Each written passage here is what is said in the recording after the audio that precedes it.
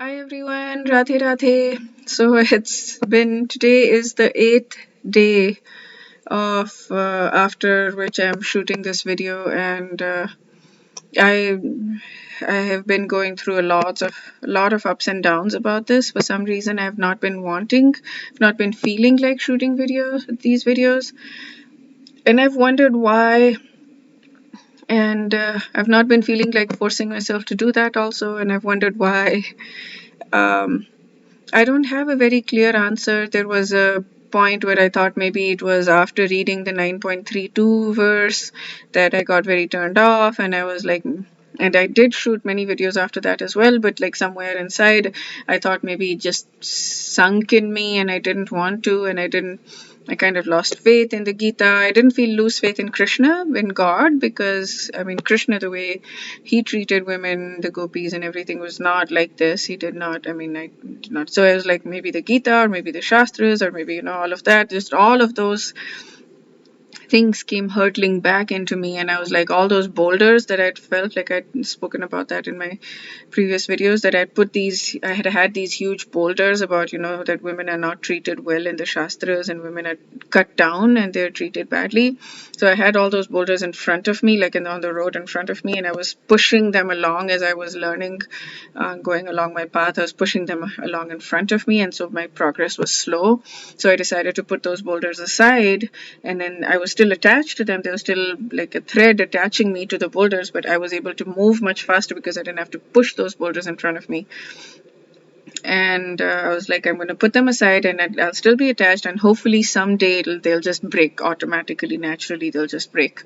So I thought I was there, and I thought I was very happy, and I was like, I pushed past that, and at least to some extent enough to make progress, or make progress faster. And then I just stopped feeling like doing it, and I was like, maybe those came back. And maybe they did. Maybe that was part of the reason that I didn't shoot these videos. Um, I don't know. It seems like a lifetime ago that I shot this last video. 8 days ago seems like a lifetime ago. I don't know what has happened. So much has happened. I think I've put those boulders aside again. They're not in front of me right now.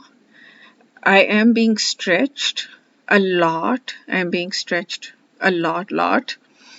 And but I'm okay. I'm on this path, and things happened a few days ago that just kind of threw me off, and I was like, I'm going to put all of this like in my material world, and I was like, I need to focus on my material life right now because things have happened, and I need to put all of this aside, and all of my growth, and all of this like spiritual growth and everything aside. I need to stop going to Mangal Aarti at 5:30 in the morning, and I need to just end everything and to stop doing these Bhagavad Gita videos and just focus on my material thing right now, because that is requiring a lot of my time. So I thought I would do that, and I was going to shoot a video here and say goodbye to you for now temporarily. And then I had this ego thing, because I was like, but I committed to this, and then I was like, no, I did not commit to this. I'm glad I did not commit to this, but I did not commit to this because what I committed to was that I will shoot one verse per video, and I'll shoot 700 videos over my lifetime. It was a strong intention to shoot one every day. So that was my thing, to cover up my ego. Like, yes, I did keep my word. I kept my commitment. I've not broken my commitment. And, it was like this big thing. Like, I was feeling guilty, and I was like, I shouldn't feel guilty, because on purpose, like, I'm very scared to make commitments because of things like these. So I was like, I kept my commitment. Hey, yay, I'm so glad that I had. But then I realized all of it doesn't matter. I'm wanting. I'm getting emotional. All of that doesn't matter. It doesn't matter. What matters is our heart. What matters is how much we're connecting with God, how much we're connecting with Krishna. And all of this stuff, the commitment, this, that, I mean, it's great. All those um, saints and sages, or whatever, Yudhishthir keeping his commitment, keeping his word no matter what, and all of those are really good.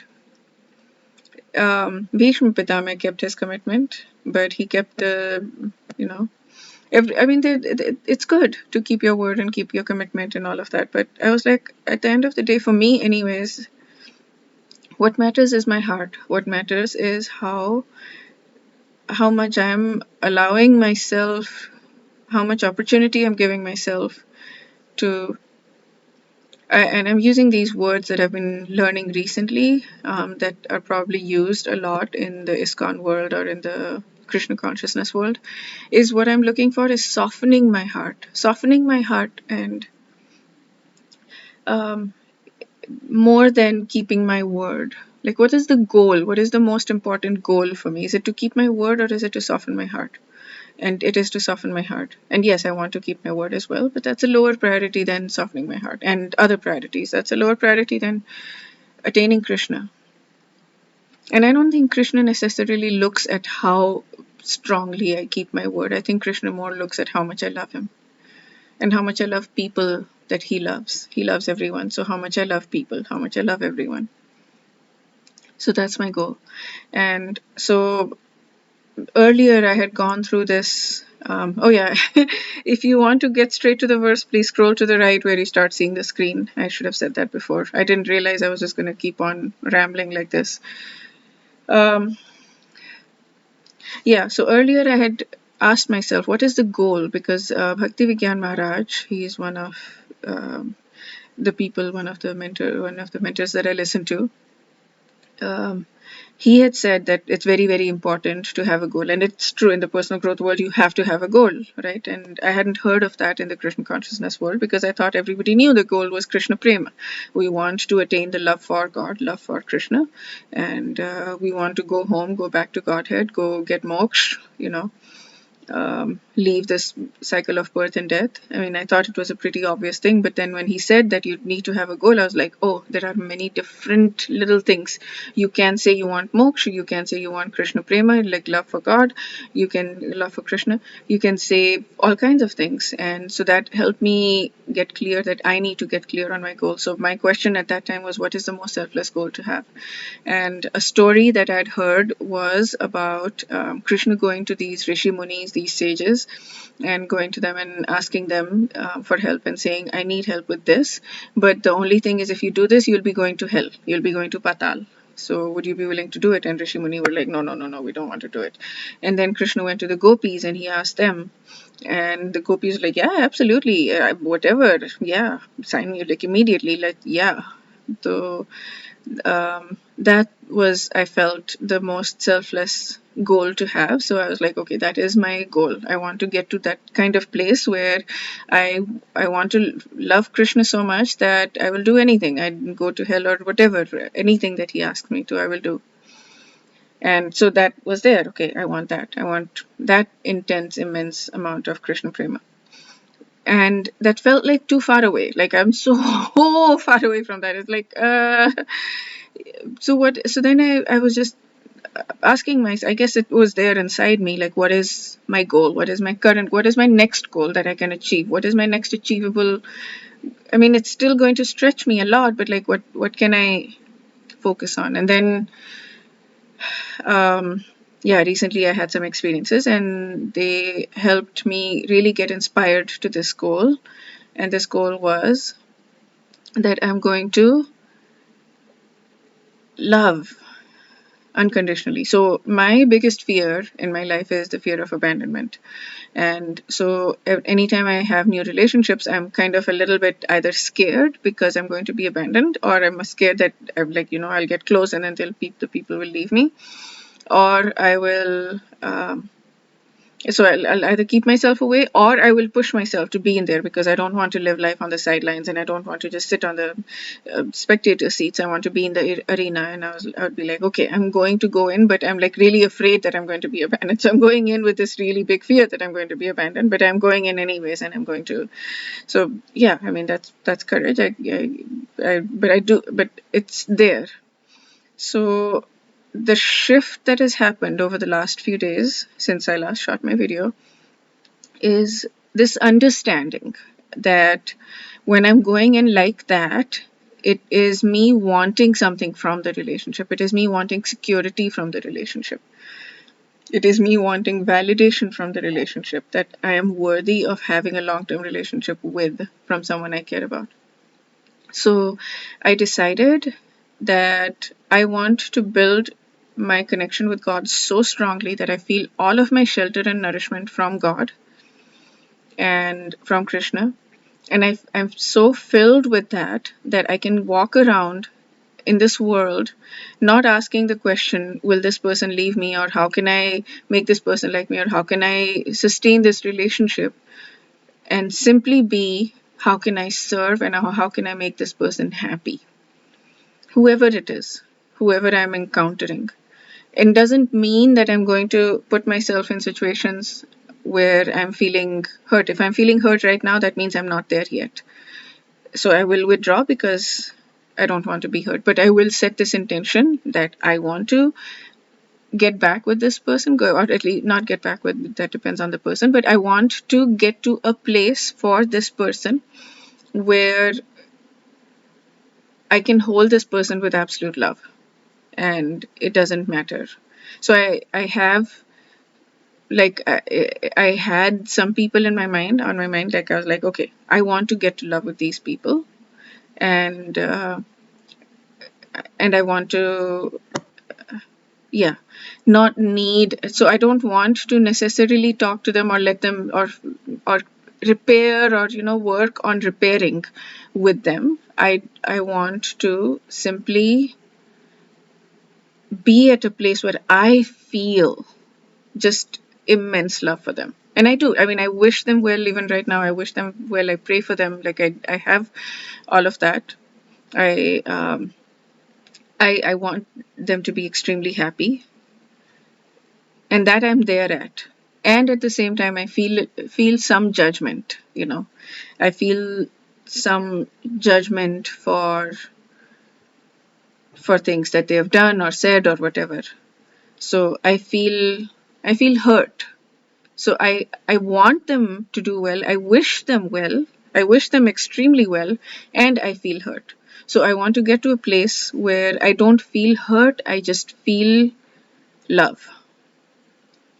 I feel an understanding of where they are. So yeah, that is my next immediate goal, and yeah, it's that is. I think it's going to take time, maybe, I don't know. But that is my next immediate goal, and I'm feeling very, very inspired by that and very good about having that goal. Okay, so yeah, so I don't know what I'm going to do about whether I'm going to catch up with that, because I'd have to do 8 of them today. If I mean, I'm not going to do 8 today, but I'm going to eventually, I can do over the next 8 days, do 2 every day and catch up, or if I'm just going to let it be, and not catch up. I've not decided that. I'll just go with the flow, and I'll see if I feel like doing more, I will do more, but I will not have this thing that I have to catch up. If I do, that's great. That'll be wonderful. It'll probably give me confidence if I do catch up. So I'll have this intention that if it's not too difficult and if it's not crazy, then I will catch up. I think that's a great place to be. Okay, so we're going to be doing chapter 4, verse 10 today, and Bhagavan Sri Krishna has made it very, very clear. Again, this is one of those chapters where he's very clear that if you focus on me, then you are going to attain liberation, that he had said in the previous one, and that you're going to be very happy. Yeah, you're going to get Krishna Prema. It's beautiful. It's so beautiful. Okay. Yeah, and I do want to read Prabhupada more, because he puts a lot of intention and focus on this, which is really good. He picks up these verses. What I've realized is that other people don't pick up these verses. They misinterpret these verses, because even though he's saying very clearly here, it's me, man maya, mat maya, man maya, and it's like transcendental love for me, mad bhavam. He's like transcendental love, mad, mom, me, you know. And yeah, people are just kind of gloss over these parts where he says me. And Prabhupada does not. He's like, this is crucial, this is important, this is the crux of the Gita. Okay. And as for those boulders, I'll figure it out along the way. I'm going to trust that Prabhupada was not cutting women down. I'm just going to trust that. And I'm going to trust that Bhagavan Sri Krishna was not cutting women down in the Gita in 9.32. I'm just going to trust. I'm just going to go with it and see where it takes me. Swami Vivekananda said, when you try something, try with all of your heart, entire heart and soul. So I'm going to do that. Okay. So let's sing together verse 410. वीतराग भय क्रोधा मन्मया मामुपाक्षिता बहवो ज्ञानतपसा पूता मद्भावमागताः. Okay, so the translation is being freed from attachment, fear and anger, being fully absorbed in me and taking refuge in me. Many persons in the past become purified by knowledge of me. Thus they all attained transcendental love for me. Okay, so you get yourself free from attachment, fear, anger, be absorbed in me, take refuge in me. And people in the past have become purified by knowing me and they have attained transcendental love for me. They have attained Krishna Prema. Okay. So let's do the word for word. Vitaraga bhaya krodha. Vit, freed. Rag, attachment. Bhaya, free. Fear. Krodh, anger. These are all Hindi words. Matmaya, fully in me. Manmaya, mam, upasrita. In me. Matmaya, fully in me, upasrita, fully situated. So absorbed in me and taking refuge in me, being fully situated. Bahavo jnana tapasa, many of knowledge by the penance, many have become purified by the knowledge of me, by doing the penance of getting knowledge of me. Puta mad bhavam agata. Puta, being being purified, mad bhavam, transcendental love for me, attained agata, attained. They have been purified and attained transcendental love for me. Okay. So yeah, being freed from attachment, fear and anger, being fully absorbed in me and taking refuge in me. Many persons in the past have become purely purified by knowledge of me. Thus they have attained transcendental love for me. Let's see what Swami Mukundanand has to say. Being freed from attachment, fear and anger, being fully absorbed in me, taking refuge in me. Many persons in the past have become purified by knowledge of me and thus attained my divine love. Okay. So instead of here transcendental love for me, this is, I think, the translation of Srila Prabhupada. And here is my divine love. So this is to me the difference between Karma Kand and Karma Yoga a little bit is translated it slightly differently, but it makes a huge difference, I think, huge difference, because Swami Mukundanand has said attained my divine love, which is more Karma Kand. It's like more like God loves me. And so by doing all of this, people have attained my love. They have attained the love that I have, that God is saying that I have for people. So this is more about us wanting to take. Again, I want your love. Please give me your love. I want to receive your love.